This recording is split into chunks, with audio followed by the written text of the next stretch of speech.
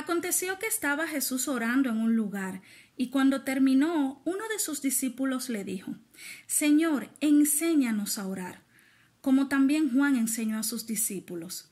Y les dijo: Cuando oréis, decid: Padre nuestro que estás en los cielos, santificado sea tu nombre, venga tu reino. Hágase tu voluntad como en el cielo, así también en la tierra. El pan nuestro de cada día, dánoslo hoy. Y perdónanos nuestros pecados, porque también nosotros perdonamos a todos los que nos deben. Y no nos metas en tentación, mas líbranos del mal.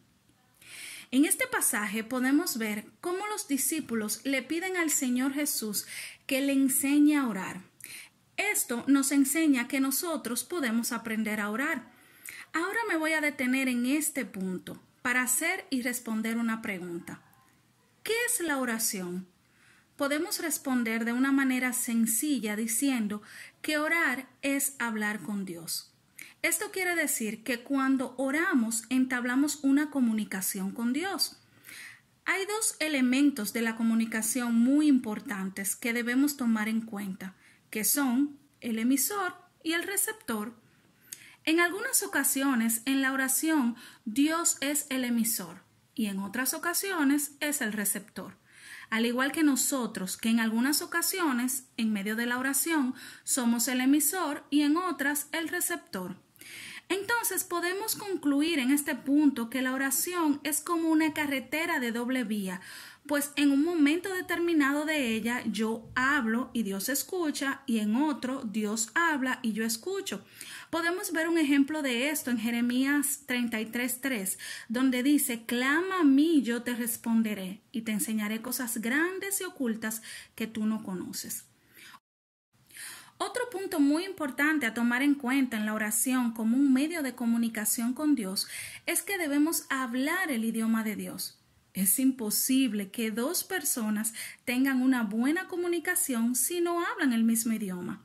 Si quieres aprender el idioma de Dios para poder comunicarte con Él, debes leer y estudiar y conocer la palabra de Dios, que es la Biblia. En el Salmo 119:11 vemos cómo el salmista dice que él había albergado en su corazón la palabra de Dios para no pecar contra él. Podemos estar seguras de que el salmista, cuando oraba, de su boca fluía la palabra de Dios, porque de ésta estaba lleno su corazón. También vemos en Santiago 4:3 cómo el Señor nos dice que pedimos, pero no recibimos porque pedimos mal. Un corazón que no está lleno de la palabra de Dios no sabrá pedir correctamente.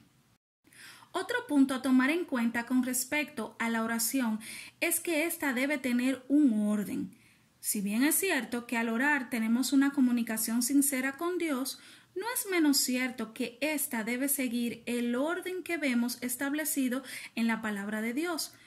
Veamos cómo Cristo les enseña a sus discípulos ese orden. Primeramente, enseña que debemos dirigirnos a Dios como nuestro Padre.